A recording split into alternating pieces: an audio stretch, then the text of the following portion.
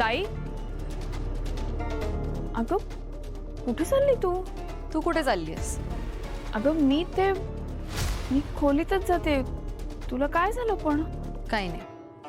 अगं हे बघ ताई, मी तुला चांगलं ओळखते. काहीतरी घडल्याशिवाय तू अशी तुटक नाही बोलणार. काय झालंय? म्हणाले ना, काही झालेलं नाही. अगं हे बघ, मला माहितीये काही ना काहीतरी नक्की झालंय. तू मला सांग, कोण काही बोललं का? काही झालंय का? तुला हे सगळं सांगून काही फायदा होणार आहे का? शेवटी तुला जे करायचं आहे तू तेच करतेस ना. अगं मी काय केलं आता? काय गरज होती ग? सुनमुखाच्या कार्यक्रमात पुढे पुढे करायची काय गरज होती? झाला ना घोळ. स्वराज आणि बाकी घरचे दुखावले गेलेत. अगं ताई, सुभद्रा काकूला ठसका लागला म्हणून पाणी दिलं फक्त तिला. मी बास झालं. सिरियसली बास झाली तुझी मदत. आता नको करूस. कारण तू जेव्हा मदत करायला जातेस ना, तेव्हा काहीतरी मोठा घोळ घालून ठेवतेस आणि हे ठरलेलं आहे. त्या सुलोचना आत्या पण बरोबर बोलत असतात. तू घोळ करून ठेवतेस आणि सगळ्यांची गुडी कोडी काढणं आधीच तयार करून ठेवतेस. गृहप्रवेशाच्या वेळेस पण तू पुढे पुढे केलास आणि मला जाब विचारलास की मी ही अट का घातली. तुला नक्की कशाचा प्रॉब्लेम आहे? ताई अगं हे बघ, त्यावेळेला मी चुकीची नव्हते.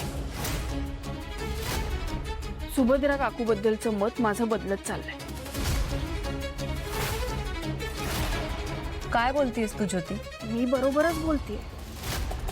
साखरपुड्याला लग्नात तिने घातला ना तमाशा.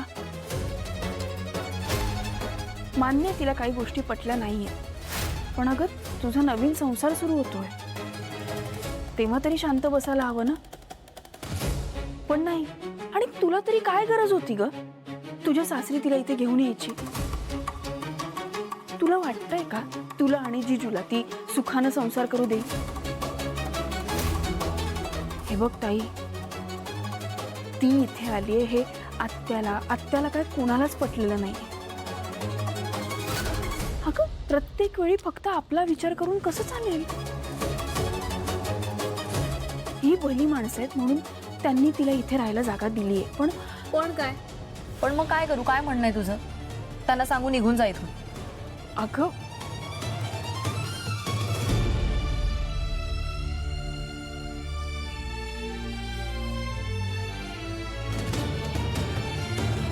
हे बघ ताई, तू जरा शांत हो. शांत डोक्याने विचार कर. तुझ्यासाठी हे घर, इथली माणसं सगळी नवीन आहेत अगं.